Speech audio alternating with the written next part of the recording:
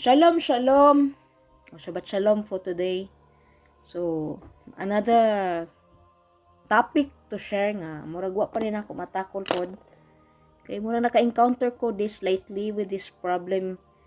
Panalitan og I remember somebody say that panalitan og i-force ka sa kabayan aning ilang injection karon. So because I have encountered somebody that they want akong gipangutan na kung dili gid unta gid siya di siya magpa-inject sa niyang aning bitsin. But kung mandatory na daw ko no, magpa-inject na lang. So it means that you are freely to give up yourself. So now, myself, I against of that.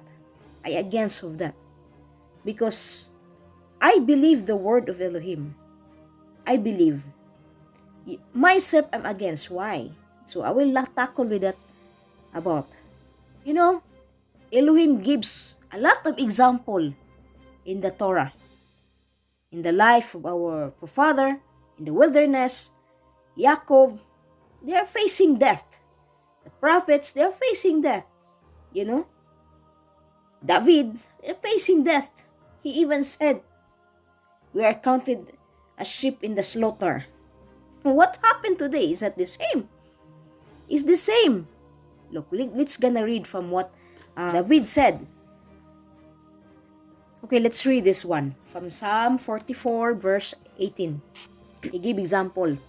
David said, our heart, verse 18, is not turned back, neither have our steps declined from thy way. Though you have sore broken us in the place of dragons, and covered us with the shadow of death, if we have forgotten the name of our Elohim, stretch out our hands to a strange Elohim. Shall not Elohim search this out? For he know the secrets of the heart. Yea, for thy sake we are killed all day long. We are counted as sheep for the slaughter. Awake thy sleep, thou, O Jehovah.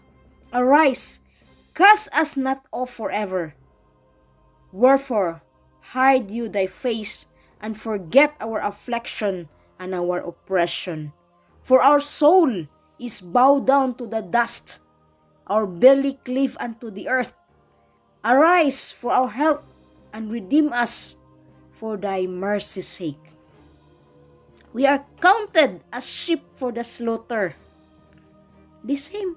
David is struggling with his enemies, running after him. Saul, to kill him. And tell me, does David died? Does David died in the hands of his enemy? As he said, as he is counted as a sheep for the slaughter? Does David died? Nay. Elohim knows our hearts, knows the hearts of every man. This is what he said. Siguro ang atong flesh mo ni nag-struggle si David. Kaya nga atong flesh is dragging down to the dust. We are facing death. This flesh of us, what will bring us to this grave, the death. But Elohim is not the Elohim of death. Is not the Elohim of death. Now, secondly, Job. What happened to Job? Do you know the story? This is a very famous story about Job, di ba? Very famous story about Job. So now, for Job, what's happened to Job? Satan came to Elohim, but Elohim told him not to take his life. But Satan came to Elohim, questioning, if you remove that, he will not, ang yung pagka-righteous ni Job. What has happened? Does Job give up? from the riches, the abundance of Job. Wa siya nawili sa unsay naa niya mga posisyon niya, even sa iyang pamilya, sa iyang mga anak. So now, grabe ang pag-antos ni Job. Hasta iyang asawa, ni betray na niya. Curse Elohim and die. Nagbutoy-butoy na si si Job sa iyang lawas. Diyan mo na siya. Zero na si Job. Diyan mo na siya, tanan. He has nothing. He was nothing. The positive side, think of Job.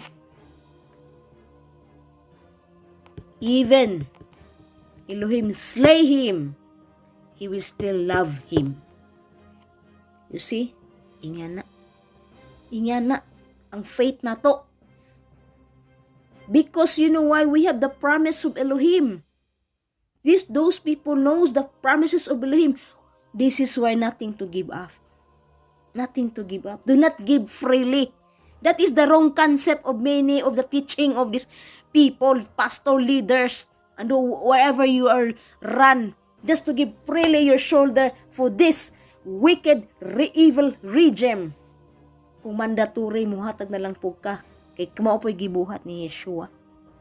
No, it's not the same from Yeshua. Yeshua was in a purpose. Yeshua will come back for the flesh to be redeemed. We will gonna read that. For the flesh. But our temptation is to stand. Because if we believe Elohim is not the Elohim of death. He is life. He is life. Like Shaul, all the followers, they were suffering. They were persecuted, spitted, whatever. Mocked, shame. At this time, they believed the kingdom is to come. But there was no repentance. One of his disciples asked, will you restore the kingdom of Elohim? Now, in Acts 1, I think, he said that it's not you to know. Yeshua said, it's not you to know. So what does it means? Kung ikaw, at this time, nag-expect ka nga, coming na ang kingdom. It was a privilege to see Mashiach in front of them. So, ano hitabo? So, may tubag. So, may nahimo siyang iyang disciple nga nangutana adto. Aw, di mag-patient ka. Unsay kabubuton sa Elohim. Subay lang ka sa dagan sa kinabuhi. Magpanod-anod na lang ka. Kaya ang Elohim ray mo padpad ni mo, ituklod kag asa kaniya, i-lead niya. The same po na nato ron. Siya, magpaabot niya. Kaya siya mo'y mugiya. Pag once kita, wa ta gikuptan. Kaya wa ta kay bag unsay lay mahitabo. But if you try to force your own strength to do that, try to think, and you have not prayed, you just do the wish. You want to have your last desire because you want to do something which is not the way, the will of Elohim. Be careful because you will be in trouble. No, wait upon Jehovah. Call upon His name. And He is there for you. He is there. He is not to limit to rescue His people when His people believe on Him. He is not the Elohim of death. This is why I'm struggling with people. If it is mandatory, it's like giving up yourself to give freely your shoulder to this injection. No, myself, I don't give up. There's also from, who's his name? Easter. Yeah, Easter. To call for his brethren to fast and pray for 3 days. Because the plan was to kill the all Yehudim. But he was the representative. He said, he will break the law. But if I die, I die. That is the will of Elohim. Kung mamatay man gani si Esther, it is the will of Elohim. But you know what? Kung og si Saul moingon, if Elohim is with you, who can be against you? Kung ikaw nasubay ka sa dalan sa Elohim, iyang kabubuton, walay makahilabot nimo. Ang Elohim ray magbuot nimo. Siya'y magbuot nimo. Dili ka mubow down kay kanang ilang injection. That is the mark of the beast. That is the mark of the beast. Elohim is not short to rescue his people. His hand is not too short to save his people from all this evil government today. He is not. This is our challenge. We have not to scare death. We don't. Because we have promises of Elohim. A promise of Elohim nga atong isubay. Maura ni pagsuway ning giingon ni Yeshua. Parable of Yeshua in Matthew 24 about the house. If you are a good master of your house, don't let the robbery come in you. How do you do that? If you are forced, they come in your house and then they knock on the door, come here. They make the own law to everybody to inject. You have no choice. Now, this is the challenge. That is now our challenge. Unsaon na to pagbarog. So now my question, when these people will bring you, come in your door, knock in your door, and come in to say, come here. When you have to take the injection. And do you think Elohim will not intervene these evil people? Di ba maka-intervene ang Elohim nimo ana? Kung ikaw mo give up ka sa Elohim, kay wa na kay choice. Imong kinabuhi ihatag na lang nimo. Siya imong pabuton sa imong kinabuhi. Syempre, unsa kay may mahimo. Now I give you my experience in life. Nga ako mamatay nang tako, abi na ko mamatay nako. About to die. Usa ka adik, gitiunan kog pistola. Nagkabingki lang mesa ako atong tawhana nga adik. Nagbingkil may wa siya kauyon sa akong gibuhat. Something I bought something, and because he has not done his promise and he was not happy with me. It was not my responsibility. It was his responsibility. He came in the house and he pointed a gun to me. Iya kong gitiunan og pistola.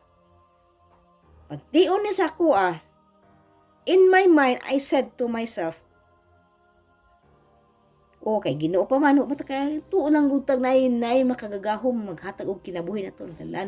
The one who gives breath of life. So I said, at this time, you do not pa, Ginoo. I said to myself, nasyak ko, mura kong nakaging ko, wala ko kalihok. Kaya nakita na ko ang pistola, nginitiyon niya sa ako. Apiti na akong hadluka, gasiga iyang matang, gapuwa. So now, ang nahitabo, titiunan ko niya. Ningon ko sa kong kaugalingon. Ningon ko, Ginoo, ug mao naman gani ini katapusan sa akong kinabuhi. Kanila man ganing daotang tao ngay mo patay sa ako. Dawaton ako, ikaw mag-igo sa akong kinabuhi. Ikaw may tag-iya sa akong kinabuhi. And after that, unsay nahitabo? Mura siya nahiyos. Sa iyang kalagot, nahiyos sa iyang kaugalingon. Tion siya na ho. Tion dyan na ako sa kong ukuan. Akong dagway. Nakatubang jud ko. Lumoy akong kasing-kasing nga nangakaging ko sa kahadlok. Pero ang nahitabo, nikalit siya og tujok. Hintuyok siya ni ul ni gawas siya. wa may tabo nga iya kong gitirahan sa pistola. Wa may tabo nga gikablit niya ang pistola. So mao to ni sangpit ko sa Elohim. Sa makagahom. Siya'y akong gipabuot sa akong kinabuhi. Mamatay ba ko? Kabubuton na to niyang time nga mamatay na ko. Wa ko'y mahimo. Kay di man ni di man kinabuhi sa ato ang breath of life. Dili man ni ato na may tag-iya ani nga mo na ay tag-iya ani huon sa atong breath of life nga mauray maka kuha. It is written. Let's gonna read. Deuteronomy 32 verse 39. See now, I, Jehovah, I am He, and there is no Elohim with me. I kill and I make alive. I wound and I heal. Neither is there any that can deliver out of my hand. You see? Kung ang Elohim mo ipababuton nimo sa imong kinabuhi, mo surrender ka sa imong kinabuhi. So now, asa kong question kung ikaw gi-forced moabot ng mga mandatory unsa pa namang mandatory lang nga pabaksi pa injeksyonan ng mga tao. Do you think Elohim cannot intervene? Nahisayod ka nga dili ka ana, puro gi-force ka. Do you think Elohim cannot intervene? Kung ikaw no sumusalig ka niya? I don't think so. I don't think so. He is the Elohim of it. He will not let you allow to kill by these people. No? I don't think so. Because, you know, as Shaul said, Elohim is with you. Who can be against you? Diba? If Elohim is with you, who can be against you? Romans 8:31. What shall we say then? Say to these things, if Jehovah is with us, or if Jehovah be for us, who can be against us? Who shall lay anything to the charge of Jehovah's elect? It is Jehovah that justify. Diba? Diba? This is a good word. Nice ni siya. Walay maka hilabot nimo kung naa ka sa linya sa Elohim. Nobody can touch you. Kung naa ka sa Elohim. Imong pagsalig sa Elohim, dili ka maunsa. Nano si David na unsa? Nano si Jacob na unsa? Nga nagkurog na pud siya kahadlok nga mamatay kay patyon sa ni Isaw? Ug iyang clan? Mamatay ba sila? Sa kamot sa ilang makaaway? Ngano? Ang mga Hudiyo, kaang Esther, ningon si Esther, if I die, I die. Namatay ba sila? Siya? Wala. Si Job namatay ba? Wala. Those are example na to. Number 1 atong mga forefather in the Torah. The children of Israel. Unsay mamatyan sa usa ka tawo. Kung we don't trust Elohim, mauna, kay you take your own strength, you take your own initiative. Maunay makapatay sa ulo sa tao. Pag ikaw, Yuva, it is written, trust Yuva with all your heart, with all your soul. Lean not to your own understanding. Elohim, you have to trust Elohim. So let's gonna read this. This is in Romans. Okay, so we start from this 8:22. For we know that the whole creation groaned and traveled in pain together until now. This is the time of Shaul in the first century. Nag-agulo na ang tibok creation, traveled sama sa usa ka kanang kuan inahan nga nagbati sa kasakit until now. This is what Shaul said. And not only they, but ourselves also which have the first fruit of the Spirit, even we ourselves groan within ourselves, ourselves. Nag-grown ta. Do you think what nag-grown aning ato ang kaugalingon ron? Yes, we grown. Waiting for the adoption to wit the redemption of our body. This is the redemption of our body. Mao na luwason ni Mashiach ang body sa tao. And it will turn into from corruptible to incorruptible. But siya talking the redemption of our body. You see that? It must be alive pa ang itong body. For we are saved by hope, but hope that is seen is not hope. For what man see, why do he yet hope for? Kung nakita naman gani sa tao, ano pa may hope niya? Diba? Diba? Morning award. For we are saved by hope. Maluwas ta tungod sa tong hope. By our hope atong pag-asa ni Messiah. But hope is nakikita ba gud itang Yeshua? Wa man ta kakita ni Yeshua. He's in our hearts, di ba? Because that is our testimony. This is how Elohim drew us. Wa ta kita ni Yeshua. But for we are saved by hope, but hope that is seen is not hope. For what a man see, why do you yet hope? So makita namang galing na dili na siya hope. But we still hope Mashiach to rescue us when he come back. There is panaa dire. Ang question anarong kanus man siya mobalik. So we will tackle that in the other topic kay medyo taas-taas na pud ni siya. Malaayan niya mo og mapaminaw. So kanilang sa kutob ang ako ang mga concern sa mga panghitabo karon nga kabahin aning i-force ka sa ilahang injection. So that is I give example how to do, and let's gonna apply. I have experience with that, so why not now? We were in the Torah, right? We are sealed by Elohim. Remember that you are sealed by Elohim. So keep your seed, and that seed that must grow in our life, the seed of the Torah, ora na ato ang sigihan atong cultivate ron, because one day there will be a pouring of the Ruach HaKodesh. So it will increase, and that is what will give you your energy and power to face, because that is the power of Elohim. Shalom, shalom, and be blessed.